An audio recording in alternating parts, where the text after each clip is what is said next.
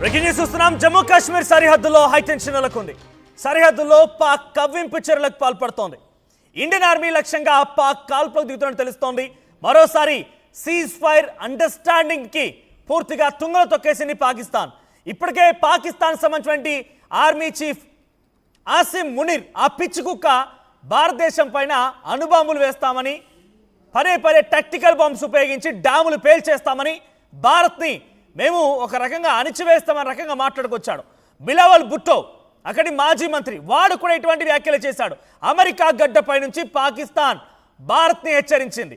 ఈ రకంగా ట్రంప్ ప్రోత్సాహంతోనే మరోసారి పాకిస్తాన్ భారత్పై రెచ్చిపోతోంది. సరిహద్దులో కవ్వింపు చర్యలకు పాల్పడుతోంది. ఇండియన్ ఆర్మీ లక్ష్యంగా కాల్పులకు తెగబడుతోంది పాకిస్తాన్. పాక్ కాల్పుల్లో భారత్ జవాన్ మరణించినట్టు తెలుస్తోంది. అయితే మన ఇండియన్ ఆర్మీ కూడా ఆ కాల్పులని సమర్థవంతంగా తిప్పికొట్టే ప్రయత్నం చేస్తోంది. వాటన్నిటికి పూర్తిగా కుప్పకూల్చే ప్రయత్నం చేస్తోంది. సో జమ్మూ కాశ్మీర్లోని ఉరీ సెక్టార్ సమీపంలో ఇవాళ ఎదురు కాల్పులు చోటు చేసుకున్నాయి. నియంత్రణ రేఖ లైన్ ఆఫ్ కంట్రోల్ వెంట కాల్పుల్లో ఒక సైనికుడు, భారత సైనికుడు అమరుడయ్యాడు. అయితే ఇండియా పాక్ సైనిక దళాల మధ్య ఫైరింగ్ చోటు చేసుకుంది. ఈ చొరబాటు ఎత్తించేటువంటి ప్రయత్నం పాక్ ఆర్మీ చేసింది.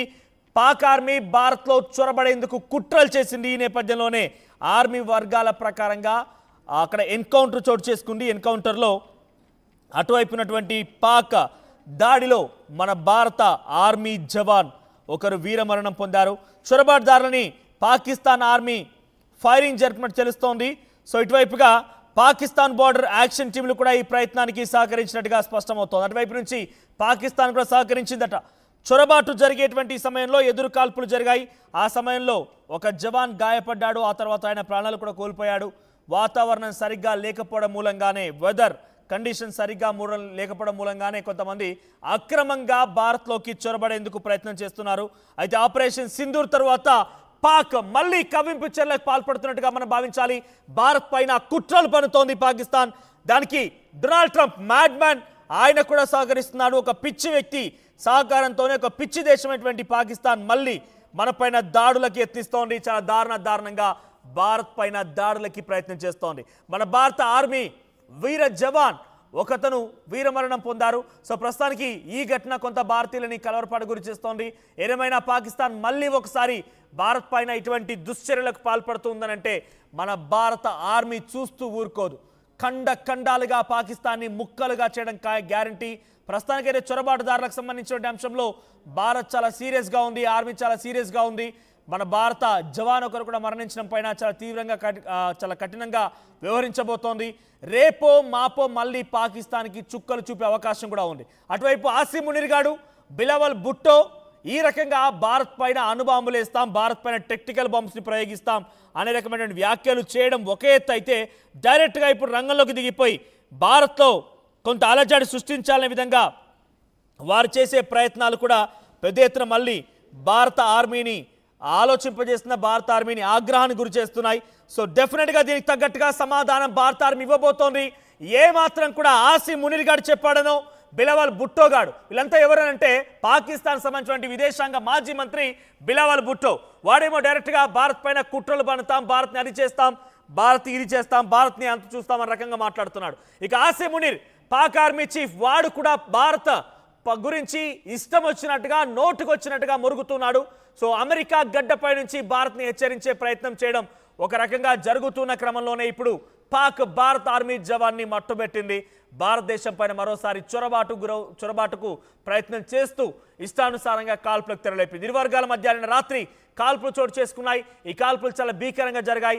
మరోసారి ఉరీ సెక్టార్లో ఈ కాల్పులకి పాకిస్తాన్ పాల్పడడం పైన భారత ఆర్మీ కూడా చాలా సీరియస్గా ఉంది. సో భారత ఆర్మీ డెఫినెట్గా వారందరినీ అంతమొందించే ప్రయత్నం చేయబోతోంది. సో లైన్ ఆఫ్ కంట్రోల్ వెంట, నియంత్రణ రేఖ వెంట ఈ కాల్పులు చోటు చేసుకున్నాయి. అయితే ఈ కాల్పులో మన భారత ఆర్మీ జవాన్ ఒకరు మరణించారు.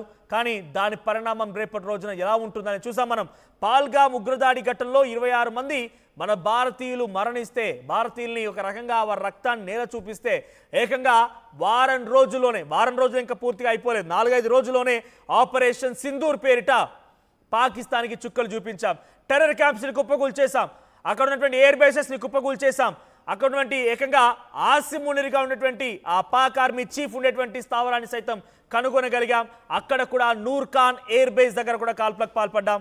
అక్కడ ఏకంగా ఆ వాడు కూడా ఏకంగా వెళ్ళిపోయి గుహలో దాక్కునే వరకు కూడా వదిలిపెట్టలేదు. వెంటాడి వారిని వేటాడి హతమార్చాం. అయితే ఆ తర్వాత కొంత సీజ్ ఫైర్ అండర్స్టాండింగ్, కేవలం ఒక అండర్స్టాండింగ్ ఆలోచన విధానం మాత్రమే భారత్ని ఈ యుద్ధం నుంచి విరపింపజేసింది. పాకిస్తాన్ మన కాళ్ళాయ్యేలా పడిపోయి వేడుకుంది కాబట్టే వదిలేసాం. జరగాల్సిన నష్టం పూర్తిగా జరిగిపోయిన తర్వాతే వాళ్ళందరినీ కూడా మనం వదిలేయడం జరిగింది. అంతకంటే ముందు సిమ్లా యాక్ట్ని పూర్తిగా కూడా తుంగలో తొక్కేసి దాన్ని పూర్తిగా రద్దు చేసి మనం భారత్కు సంబంధించిన సింధు జలాల్ని ఒక్క చుక్కను కూడా పాకిస్తాన్కి వదలకుండా కఠినమైన నిర్ణయం తీసుకున్నాం. ఈ నిర్ణయాలన్నీ కూడా పాకిస్తాన్ని దయ్యాల్లా వెంటాడుతున్నాయి. కనీసం తాగడానికి నీళ్ళు దొరకడం లేదు. సింధు ప్రావిన్స్లో, పంజాబ్ ప్రావిన్స్ లాంటి ప్రాంతాల్లో కనీసం అక్కడ వ్యవసాయ అవసరాల కోసం కూడా నీళ్లు ఉపయోగించుకోవడానికి వీలు లేదు. ముఖ్యంగా సింధు జలాలు ఒక్క చుక్కను కూడా వదిలిపెట్టకుండా మొత్తం భారతదేశమే అడ్డుకునే ప్రయత్నం చేస్తోంది. భారతదేశమే తమ నీటిని, తమ హక్కుని, తమ ద్వారా వచ్చేటువంటి ఆ నీటిని మొత్తం కూడా తామే ఉపయోగించుకోవడంతో పాకిస్తాన్లో ఉన్నటువంటి 80% వ్యవసాయ ఆధారిత బాగుగా నీటి ప్రవాహంగా ఉన్నటువంటి ఈ సింధు జలాలు మొత్తం కూడా మనం వదిలేయకపోవడంతో వారంతా కూడా కొట్టుమిట్టాడుతున్నారు. మొత్తం కూడా ఎండిపోతూ ఉన్నాయి. అక్కడ నదీ ప్రవాహాలు మొత్తం కూడా ఎండిపోతూ ఉన్నాయి. ఏ ఒక్క నది కూడా పారడం లేదు. అవన్నీ కూడా పూర్తిగా మేటలు బారాయి. అవన్నీ కూడా పూర్తిగా ప్రస్తుతానికి ఇసుక దిబ్బల దర్శనం ఇస్తూ ఉన్నాయి. సో ఇవన్నీ కూడా ఏదో రకంగా పాకిస్తాన్ని ఒక రకంగా కలవరపాటికి పాకిస్తాన్లో పరిస్థితులకి చాలా దారుణంగా హీనంగా మారిపోతూ ఉంటే ఈ పిచ్చి మనిషి మానసిక రుగ్మతతో బాధపడుతున్న డొనాల్డ్ ట్రంప్ మళ్ళీ అక్కడికి వచ్చి ఆయిల్ రిజర్వ్స్ పేరిట పెట్టుబడులు పెట్టడం, క్రిప్టో కరెన్సీకి హబ్గా చేస్తానని చెప్పడం, అక్కడ ఐఎంఎఫ్ నిధులను విడుదల చేయడం, ఇక పాకిస్తాన్కి డిఫెన్స్ సిస్టాన్ని కూడా ఇస్తానని చెప్పే రకంగా హామీ కూడా ఇచ్చాడట. అది కూడా త్వరలో బయటపడబోతోంది. ఈ రకంగా పాకిస్తాన్కి సహకరిస్తూ భారత్ పైన విభేదిస్తూ భారత్ని ఇబ్బందులకు గురి చేస్తూ కుట్రలు కుయుక్తులు పన్నుతూ డొనాల్డ్ ట్రంప్ చేసినటువంటి చర్యలు ఎక్కడి వరకు దారితీశాయంటే మళ్ళీ పాకిస్తాన్ భారత్పై దాడి చేసే విధంగా దారితీశాయి. పాకిస్తాన్ రెచ్చిపోయి మళ్ళోసారి ఉరీ సెక్టార్లో దాడులకు యత్నించిందనంటే ఇది డెఫినెట్గా డొనాల్డ్ ట్రంప్ యొక్క దుశ్చర్య, డొనాల్డ్ ట్రంప్ యొక్క పిచ్చి వేషాలు, డొనాల్డ్ ట్రంప్ యొక్క వెర్రి వేషాలే వీటన్నిటికీ కారణంగా భావించాలి. సో పాకిస్తాన్ మరోసారి ఉరీ సెక్టార్ పైన మన భారత ఆర్మీ జవాన్ల పైన దాడులు చేసింది. సో అక్కడ చొరబాటుదారు లైన్ ఆఫ్ కంట్రోల్ దాటుకొని మన భారత్లోకి ఎంట్రీ ఇచ్చే ప్రయత్నం చేస్తూ ఉండగా మన భారత ఆర్మీ వాటిని తిప్పికొట్టింది. దీంతో ఎదురు కాల్పులు జరిగాయి. ఈ ఎదురు కాల్పుల్లో మన భారత ఆర్మీ జవాన్ ఒకరు వీరమరణం పొందారు. ఇంతటితో ఆగేది లేదు. సీజ్ ఫైర్ అనేది కేవలం ఒక అండర్స్టాండింగ్ మాత్రమే. మీరు సహకరించినంతసేపు మేము కూడా సహకరిస్తాం. మీరు మా సహకారాన్ని, మా సహనాన్ని దెబ్బ కొట్టే ప్రయత్నం చేస్తే ఒక్కొక్కరు మన భారత ఆర్మీకి సంబంధించిన వ్యక్తులంతా కూడా ఒక్కొక్కరు ఒక ఉగ్రరూపం దాల్చి ఇప్పటికే మనం చూసాం ఆపరేషన్ సింధూర్లో ఇద్దరు చాలా కీలకమైనటువంటి వ్యవహారంలో ఇద్దరు మహిళలే ఉండిపోయి భారత్ నుంచి పాకిస్తాన్కి చుక్కలు చూపించిన విషయం అందరికి తెలిసిందే. సో ఇప్పుడు మళ్ళీ కూడా మన భారత ఆర్మీ అటువంటి ఉగ్రరూపం దాల్చబోతోంది.